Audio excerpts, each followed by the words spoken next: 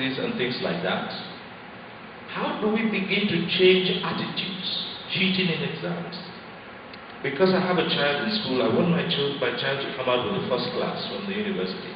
So I employ all kinds of means to get his lecturers to certify him with a first class, and not through hard work and study, because the parent believes, look, my child has to have the best. How do we begin to change such perceptions, such attitudes, that it is better to work hard? Again, we heard one of the speakers talk about, well, I think it was Professor Soguloso who gave that example. I talked about values, and people have seen just how much legislators and government officials earn. And if you asked a young Nigerian student today, which would you rather be? They'd not be a broadcaster or a journalist. They'd rather want to be a lawmaker and millions. And so that also takes us back to the process by which we elect, or if you like, select those who preside over us, which we have all agreed is fraught with all kinds of malpractices. How do we begin to change the perception that public office is not a do or die affair? What role can the media play in that? That's another key role. Election malpractices, improving the electoral system, that is a key role of the media. Because this, in the long run, will have an effect on our national development. So we might even build the best schools in the world, with the best furniture, everything computerized and all that.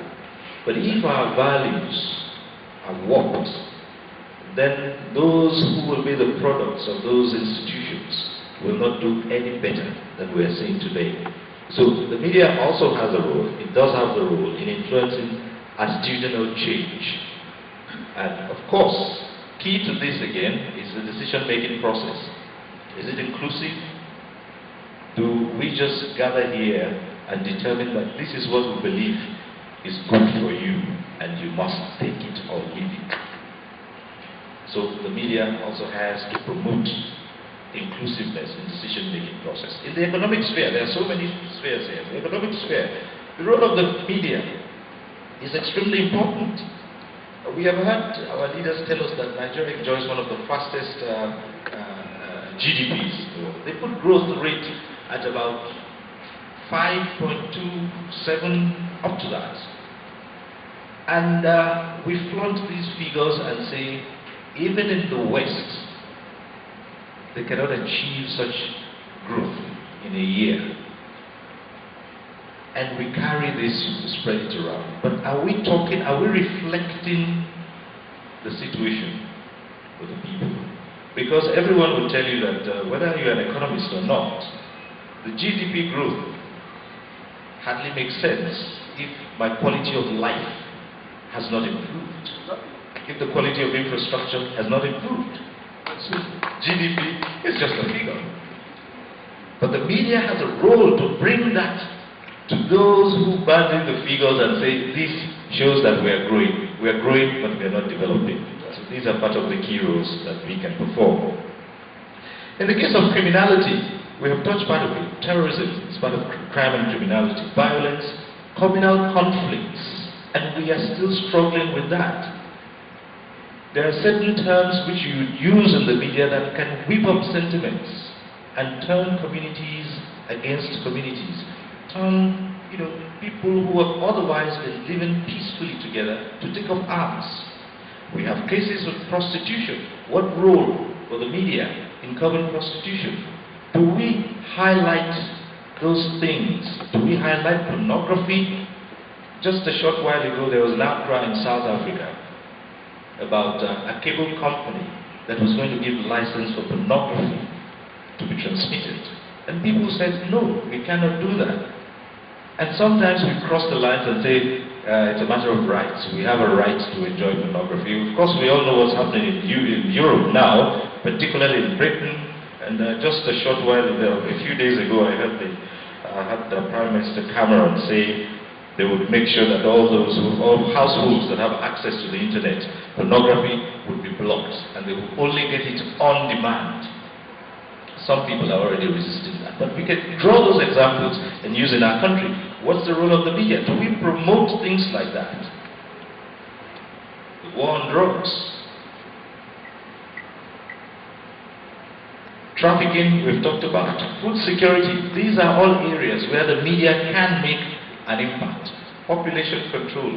Part of the discussion last time was about having the number of children that you can adequately cater for, the number that you can send to school. If you have 15 children, yes, you're seen as a big man who's had 15 children. How many of them have access to quality education?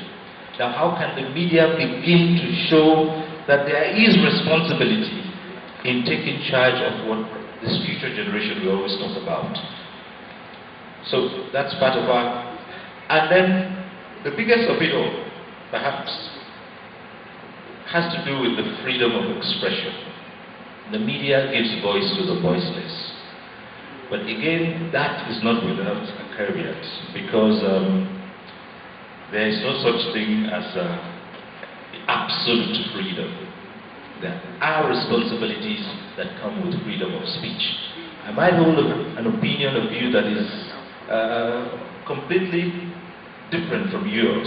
But if I were to stand here today and say, because I have freedom of speech, I have the right to call for war to start in Abuja today, and then hide under the guise of freedom of expression and say, well, I am free to express my views. I'm saying that people should rise and take arms and tear down this country called Nigeria, beginning from the federal capital. That cannot be seen as the exercise, galvanize that constructively to explore the potentials of nation building. So we can, as we say in our national anthem, ensure that the labors of our heroes past shall not be in vain. I'd just like to leave it here for the moment. Thank you very much. That was Dr. Cyril Stover.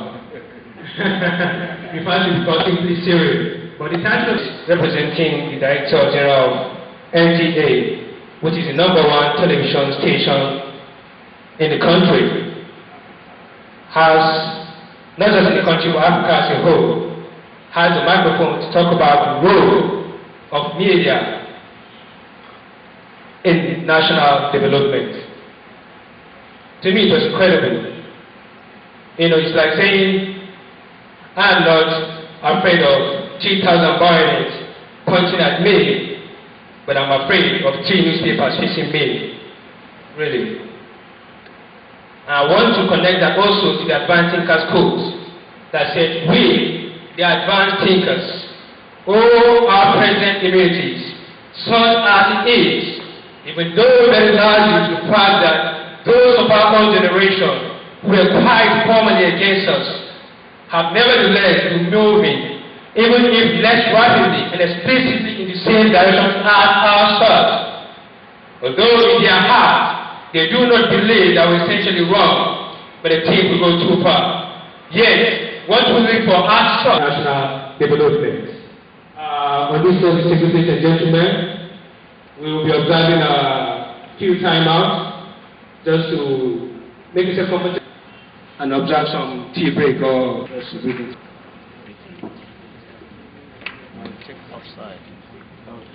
I'm still on the program, so we'll just go ahead and have a moment of refreshment.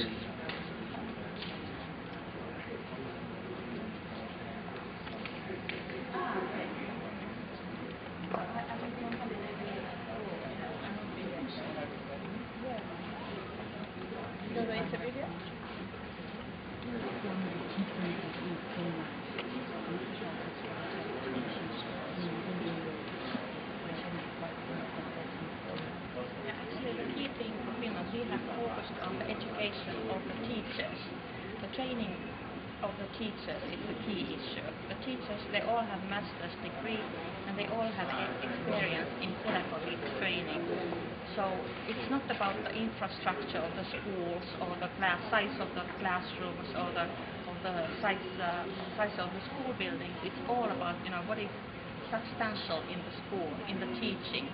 The teachers, they are qualified teachers. They can teach all the subjects that they have studied in university or in master's level, and they are actually the ones that are teaching and training the children then. And school and education is free in Finland from the very basic level up to the university level. You cannot charge anything for tuition. The Finns, we pay high taxes from our salaries, so that's why all the social wealth and health issues, they are free of charge, and education is also free of charge.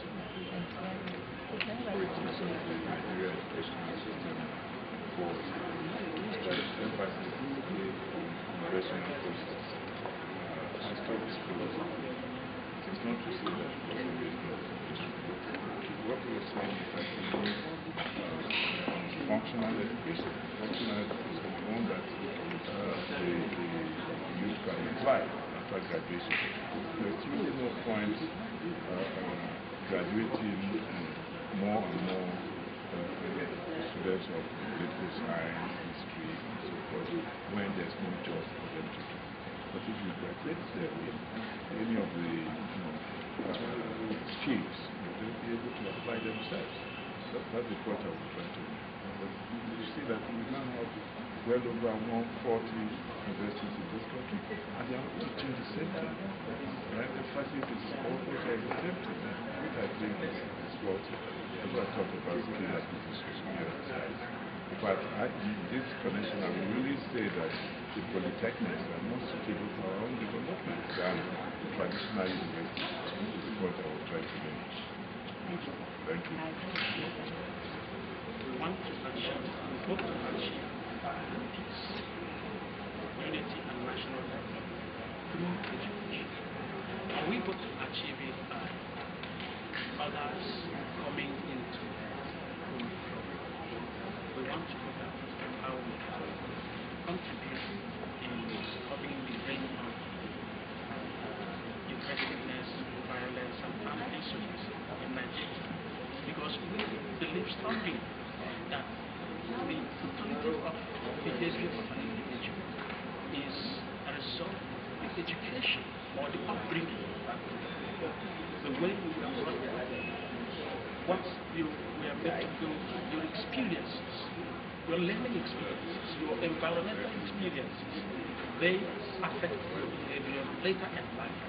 And so we are saying that education can play a very wonderful role in shaping the dispositions of this young people, right from the cradle.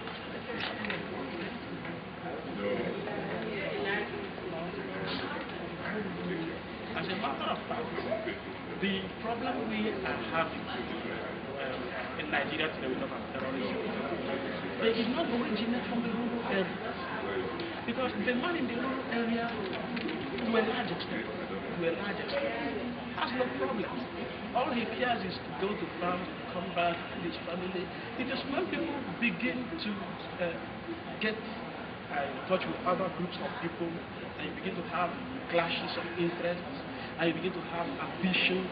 Now you begin to see people trying to usurp authority or to conquer others and rule. And you begin to have problems.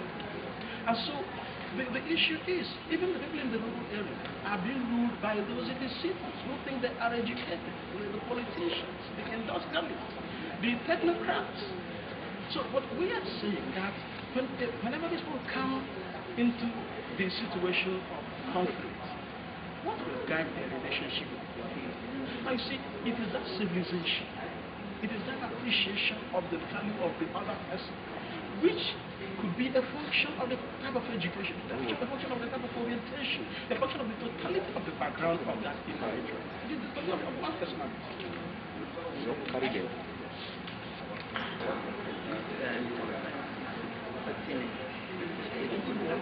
society is really wanting now a challenge, and we intend to back ideas as to how our education can be properly positioned to deliver that kind of education, that kind of values that we believe will lead to national development.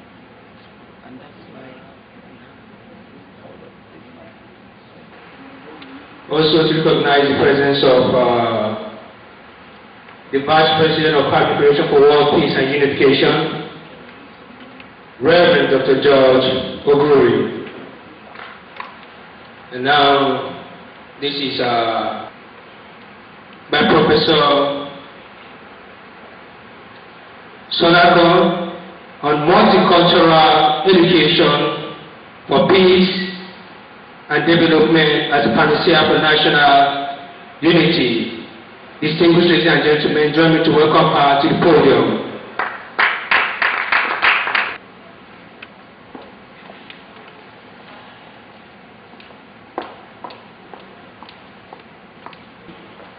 Of Diamond-Crest for youth education, the President and CEO, all other protocols duly observed.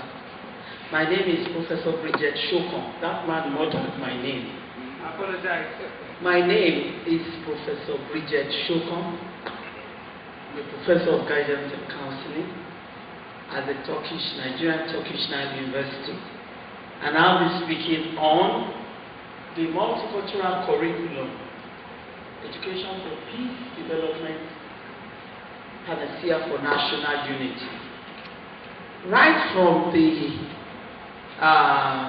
morning session, the ceremonial aspect of this conference, all our speakers, the goodwill speakers, the chairman keynote address, even the president's charge, that is the founder of the NGO, as well as the ambassador to Finland, everybody has spoken passionately about the role of education in fostering peace and national development. I want to take it a step further by looking at the role of the curriculum. The chairman spoke extensively on peace education, democracy education. He talked about human rights. These are indices of development. And how can our own educational system be responsive in fostering such values in our youth?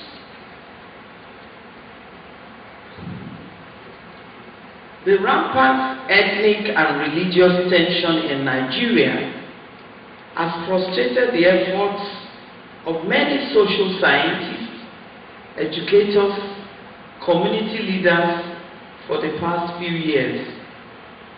Some gains were made in the country's struggle for democracy, but continuing ethnic and religious violence and unrest show how prevalent and intransigent prejudice and discrimination are.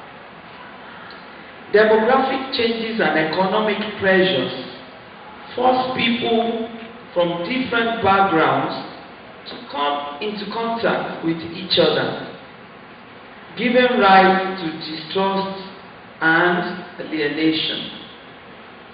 While they cannot stop these changes, schools and educators can help shape students' view of the world and promote respect for diversity and a sense of shared humanity. So really the target of this message or address is for our educators, our policy makers, our book developers, and of course our teachers who deliver this curriculum in the classroom. During the last few decades, intercultural studies have enabled scholars and practitioners to see in all areas the invisible paradigms of the academic system and the larger cultural context that marginalize or trivialize lives of women, youth, ethnic minorities, and those outside the dominant class or culture. The curriculum, therefore, must be made responsive to peace education as well as the multicultural education experiences.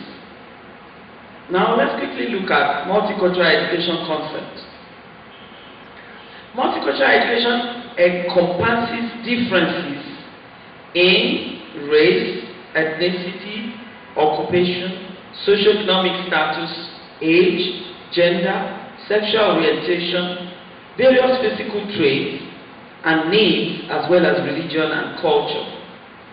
As Gates, 1992, pointed out, the Nigerian culture of the late 20th century and the 21st century is a world profoundly featured by nationality, ethnicity, gender, and the only way to transcend those divisions, to forge for once a civic culture that respects both differences and commonalities is through education that seeks to comprehend the diversities of human culture. Beyond the hype and unflown rhetoric is a pretty homely truth. There is no tolerance without respect, and no respect without knowledge. Multicultural education is not a set of curriculum alone, but a perspective that is reflected in all decisions about every phase and aspect of teaching. It is a lens through which teachers and educators can scrutinize their choices in order to clarify what social information they are conveying overtly and covertly to their students. That's the position of Ramsey in 1987.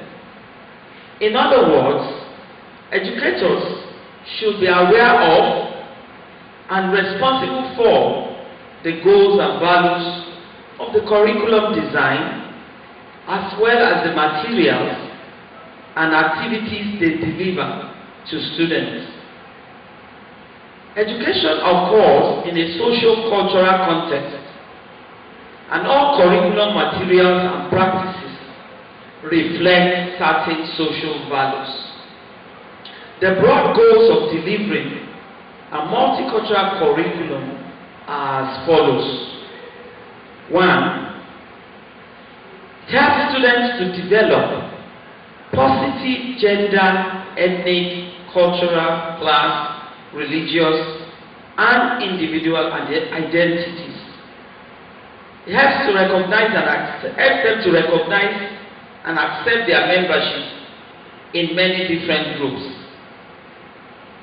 Ethnic and religious tension often reflect feelings of social injustice and in-group, out-group conflict. Education can help students define themselves within a context of diversity. 2. Multicultural curriculum enables students to see themselves as part of the larger society and to empathize and relate with individuals from other groups within that society. It helps to stop the vicious cycle of resentment and prejudice. Students need exposure to the idea that they share many characteristics with people of other groups within that society. Students also need to see different points of view, use highly developed communication skills, rather than impose their own views and tolerate differences. Education helps you to reason along with the mindset of the other person without using force. 3. Multicultural curriculum foster respect for and appreciation of differences. Distrust and resentment of people of different groups often rest on ignorance, and that has been mentioned in the morning session, especially by Cyril Stover the DG, the representative of the DGNTA. So, distrust and resentment of people of different groups often rest on ignorance or misperception of their habits, their lifestyles, and their viewpoints. Number 4, multicultural curriculum helps us to develop a sense of shared humanity. Intergroup prejudice often leads to looking for scapegoats, and even worse, can become destructive. If students taught as encouraging a commitment to peace as a settled disposition and enhancing the confidence of the individual as an agent of peace, it must help in informing students on the consequences of war and social injustice. For you to be peaceful, you must indulge in habits that promote environmental, friendly responsibility As provocation.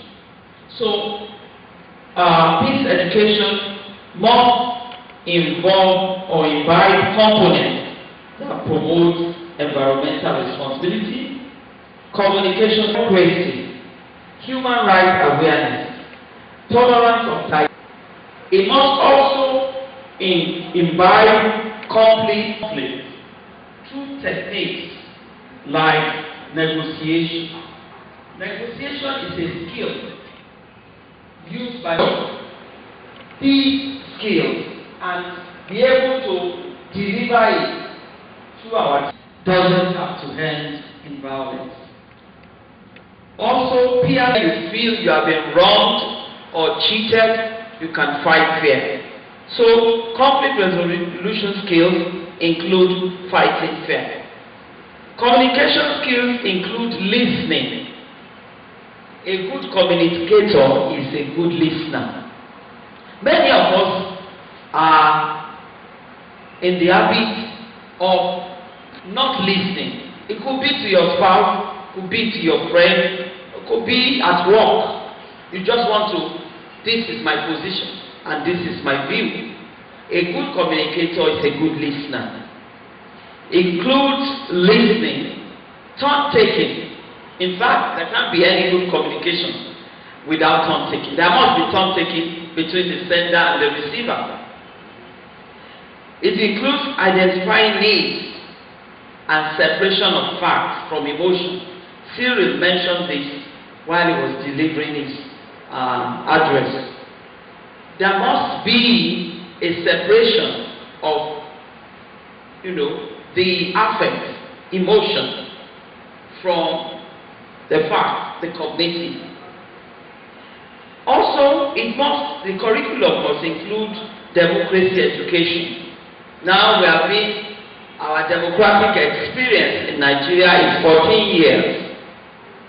So our curriculum should comprise of identifying institutions of democracy, roles and responsibilities of such institutions, citizenship education, commitment of citizens to accept the inevitability of conflict education.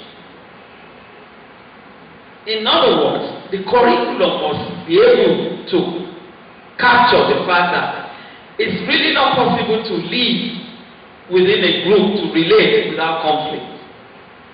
It should also provide opportunity for the training of students to foster a conflict positive orientation. That conflict is a platform for creativity. You can't be creative if you are a yes person. If you are a yes man or a yes woman, you are too accepting, you are too conceding, you cannot be creative. So our students must be taught the positive outlook or aspect of conflict to include creativity and growth. Other components of democracy education are critical thinking, freedom of speech, look at what is happening in Nigeria today. The Freedom of Information Bill has been passed. But are they allowing it to work? Is it being enforced? How many agencies of government can disclose facts, figures to you as a journalist, as a civil society? On paper, yes, the bill is passed, but how effective has it been? So, democracy education must include freedom of speech, tolerance of diversity, compromise, accountability in governance. We believe that democracy should decrease the likelihood of violence and war. But you are all witnesses in some parts of this nation, even in the practice of democracy, we know what is happening. Because we don't want to respect the view of the other party. Democracy must undoubtedly promote the culture of peace. Now let's look at human rights education. Human rights education, which is part of the peace education we're talking about, should center on raising awareness of human rights through the awareness of students to the international covenants and declarations of the United Nations, and ensure that local policies are in tandem with such declarations. In concluding, multicultural and peace education curricula offer the best platform for addressing the issue of peace, multicultural differences, and gender equality.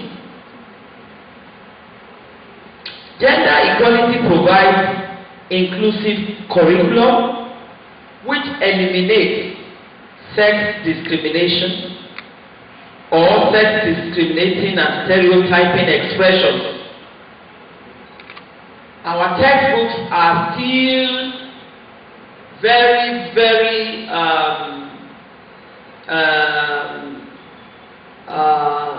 textbooks that promote gender inequality abound in our curriculum. A policeman is addressed, whether it's a woman or man, is addressed as a policeman in justice. And students who are from the low socioeconomic class of the ladder should not be made to feel bad because they are poor or because they come from poor parentage. So our curriculum must be able to deliver the fact that most times socioeconomic class distinction is as a result of social injustice rather than personal failure. Conflict resolution techniques like negotiation, peer mediation, managing anger, negative and destructive behaviors, as well as communication skills should be embedded in this curriculum. Democracy education should focus on citizenship, respect for others, tolerance, and human rights of the individual. All of these should be integral in the review of the curriculum. Government should strengthen the informal system of education. Now, when Professor Bengo was delivering his keynote, we were made to realize that the number of our literacy, the statistics, is 63%, meaning that we have about 37% who are still illiterate. And I tell you, for national development, we are not saying that they should go to university and get a certificate or a degree, but they must be literate in numeracy, they must be able to communicate in literacy, in numeracy. Adolescents and youth form the bulk of the statistics, the data in this group. so that school dropouts and out-of-school youth can benefit in an informal way from this multicultural and peace curriculum that we're talking about. If you look at all those Almajiri, they are not in school. All those who are being used to perpetrate crime to society, they have not been to any school. So if all of these can be captured in an informal setting and made, literate, I'm sure the society in the long run will benefit, because there will be less conflict and there will be higher level of development. Success in the education, that's what I just said here. Success in the education sector will correspondingly translate to a higher level of national development, as conflict and its attendant negative tendencies will be reduced drastically. Job creation.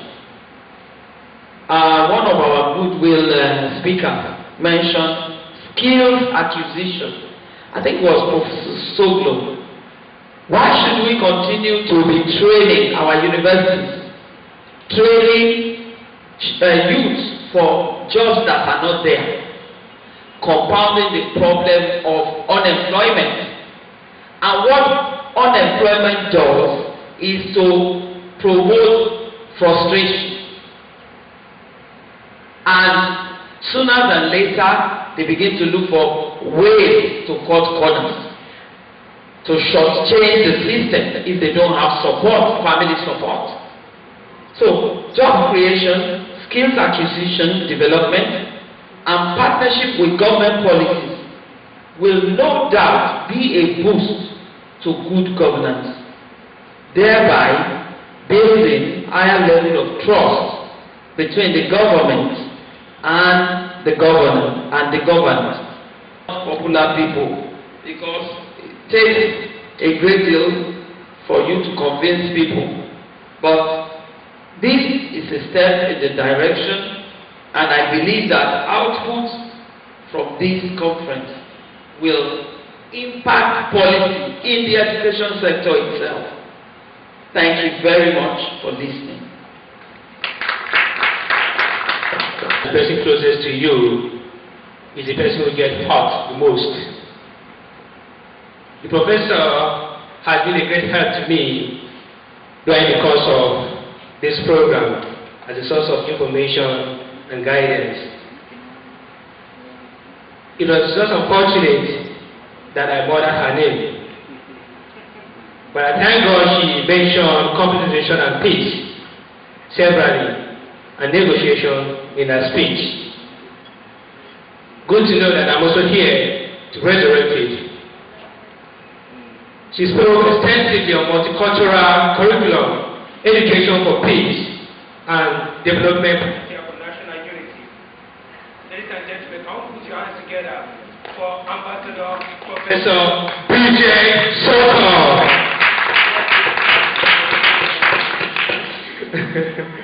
Okay, thank you. Also recognized in our midst, Danlatu Kauran Kasina, meaning first-class traditional kingmaker. Distinguished ladies and gentlemen, to speak to us, Reverend Dr. George Ogori, Family Minister for Workings and Education, Vice President.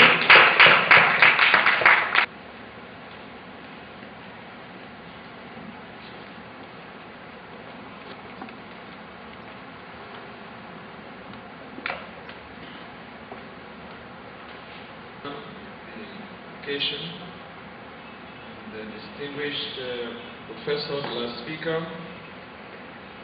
and Your Royal Highnesses, distinguished members of the press, distinguished ladies and gentlemen, all protocols observed. I'm very pleased to be invited to make this presentation here today.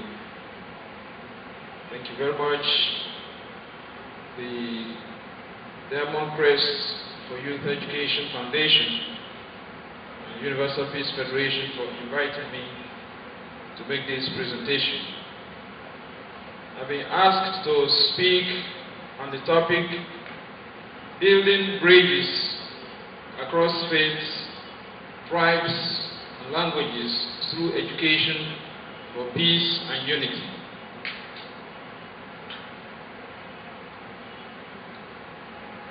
Two years ago,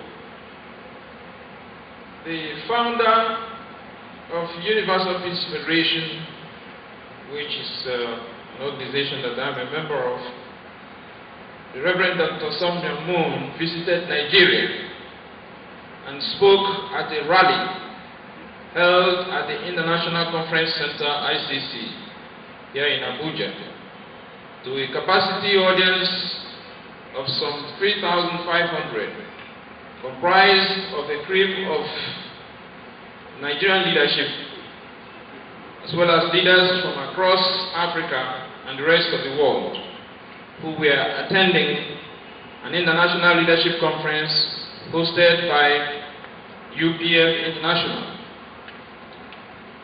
Father Moon was 91 years old then, but he stood at a podium and spoke for, do you know how long?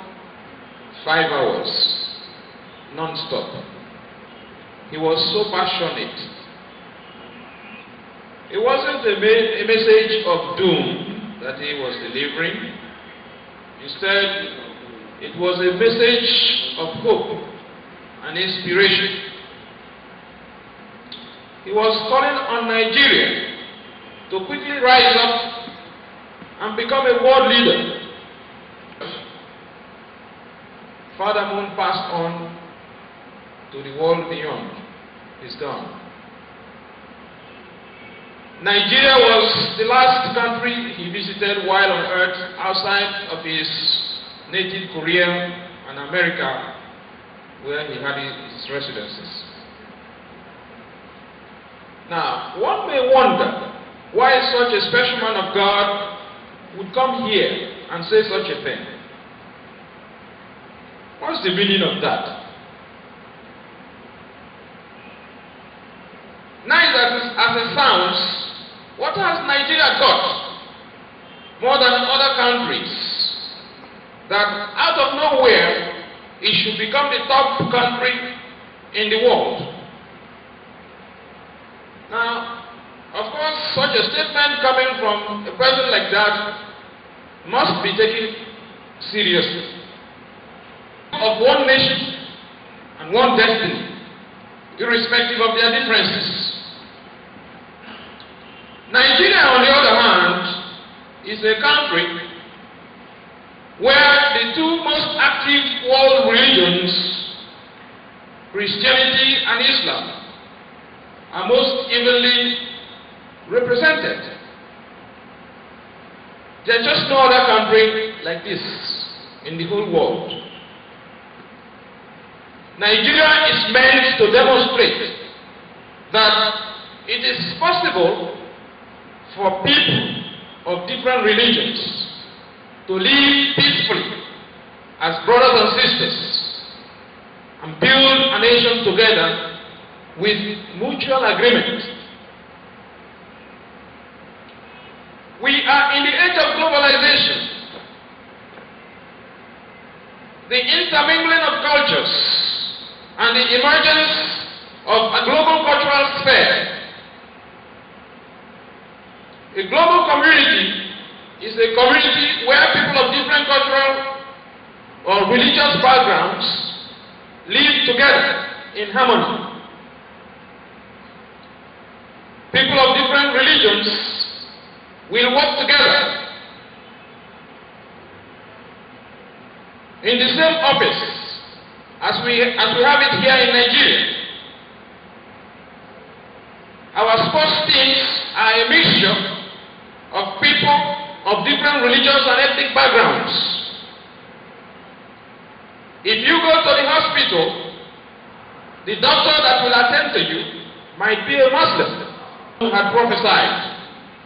Therefore, I with you that both as leaders and ordinary citizens, we should do whatever it takes to prevent the fragmentation of this country. Whatever difficulties we may be facing, we should hold on together and overcome them. We will be better off for it, and in the future, our descendants will be proud of us. A good starting point in dealing with our unity problem is to identify issues